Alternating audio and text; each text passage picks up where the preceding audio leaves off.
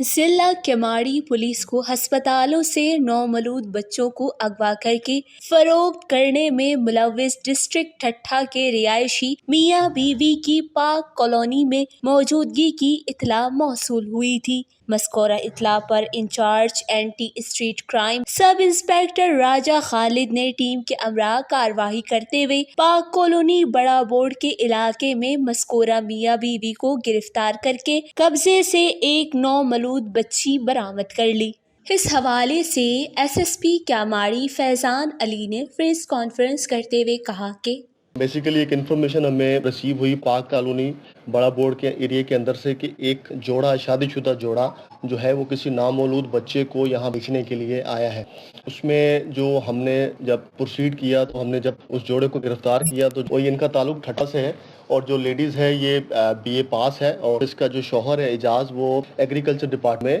کام کرتا ہے۔ بیسیکلی جب ان کے ساتھ ان کو گرفتار کیا گیا اس کے بعد جب ان کا انٹروگیشن ہم نے کیا تو ہمیں معلوم ہوا کہ جو بچی ان کے پاس سے ہمیں ریکور ہوئی تقریباً وہ آپ کہہ لیں 6 سے 7 دن کی بچی ہے جو کہ یہ ٹھٹھہ سے سجاول ٹھٹھہ سے لے کر آئے تھے اور یہاں پہ کراچی میں آسمہ نامی ایک عورت ہے جس کو 8 لاکھ کی عوض انہوں نے دینی تھی۔ پھر اس نے یہ بھی اپنا انکشاف کیا اپنا انٹروگیشن میں کہ یہ بچی انہوں نے سجاول سول ہاسپٹل سے